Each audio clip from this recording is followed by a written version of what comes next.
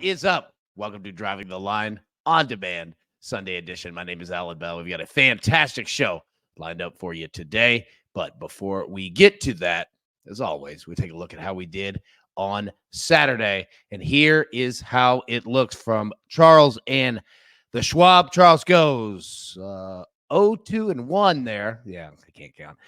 The Schwab goes 3 out of 5.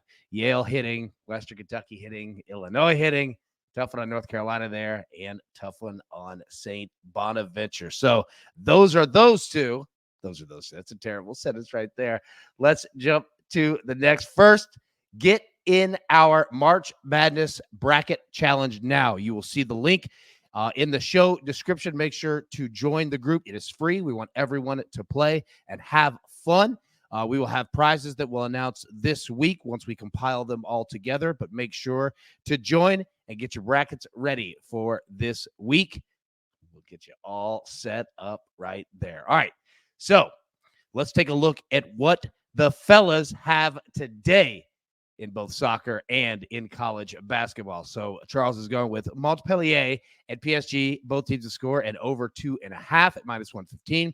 Montpellier, PSG over 3, -120, and Montpellier first half team total over half of a goal at +150.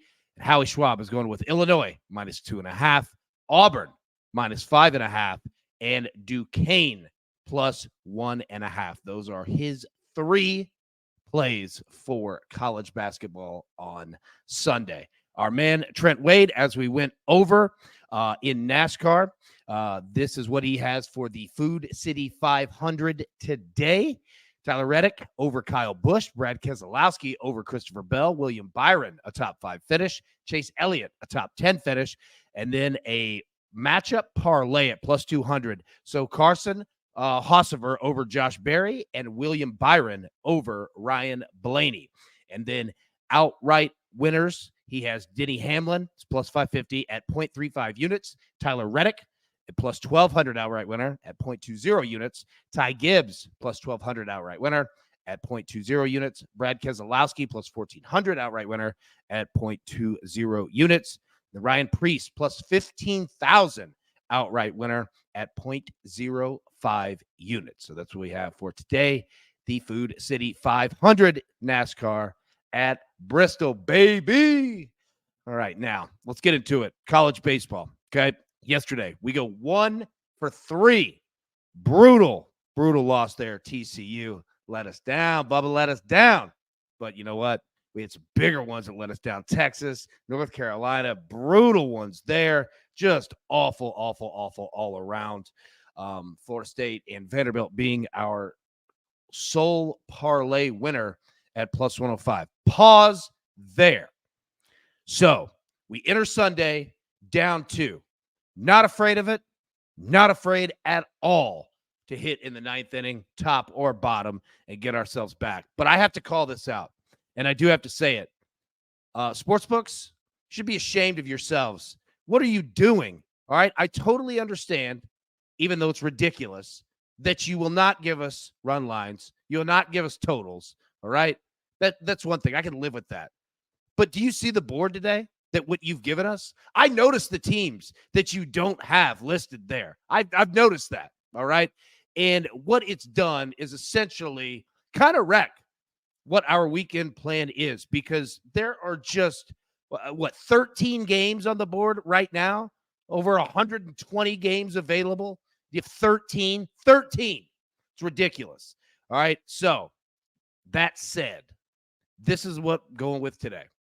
NC State money line, Kentucky money line, Duke money line, and North Carolina money line. Now, we do want to get away from the parlays, and we're slowly getting to that point. But that being said, the options available, the games available, it's ridiculous. We're trying to grow the sport. You've got to provide and allow so much more than what you're doing. It's ridiculous. Like, I don't mean to harp on that, but it's absolutely ridiculous. All right. So that being said, these are the 4 that we're going with today, and we're playing them solo shots here to get the dubs. Okay. Now, let's talk about this. All right. Stanford, Texas banned. Texas, we're adding you to the list. Absolutely just a dumb weekend that you've had. And it's been going on for a little while. It's not us, it's you. We're done. Now, TCU in Florida. You're not quite banned, but TCU, you're right there. Florida, you've been there for a week. We've discussed you already, but I respect that you're fighting back, okay? We'll see how you do today against Texas A&M, and we're not going to judge everything off of that because Texas A&M is one of the best teams in the country. That being said, you're on notice, okay? You're cruising for a bruising, both TCU and Florida. So just pay attention to that, and we will adjust accordingly. Next, here are your trends and note. Let me bring this up. We had a decent amount of them that played out on Saturday. Let's bring it back on Sunday for what we have. Indiana. All right, we spoke about them yesterday. They ended up getting the win. They had lost 4 straight. They ended up getting the win, but they allowed 63 runs. Or they allowed 10 runs on Saturday, and they've allowed 63 total runs over its last 5 games. Continue to look at overs in their games. Michigan, we talked about it. All right. They had lost 5 straight, or they've lost 5 Saturday games this season, right? Like, it's just them on Saturday has not worked out well for Michigan whatsoever. All right. Indiana State. All right. Another win, another game where they score 7+ runs or more. They've now done it 7 straight. Campbell, they've won 6 straight now and scored 80 runs in that span. So if you're watching this and the books gave you a total 5 minutes before first pitch, yeah, take a look there. They are scoring runs. Dallas Baptist, they've scored 43 total runs through its last 4 games. Spoke about them yesterday. They're on absolute fire. Oregon State, again, notice books. Yeah, you've quit giving us them. They've won 12 straight and scored 6+ runs in all 12. So we've noticed what you're taking away from us. Now, final part. We spoke about deleting the sweep on Saturday. And again, this is only the first weekend that we've done this and taken a look, but we're going to continue to do it throughout the season so that we can get just a vibe and a feel off of these weekend conference series and teams that just flat out refuse to get swept. So Wake Forest and Virginia, they've split 1-1. NC State at Georgia Tech. Okay, Georgia Tech's won Friday. They won on Saturday. I'm going to roll with NC State here. I think that they get the job done and avoid the sweep. Clemson at Duke.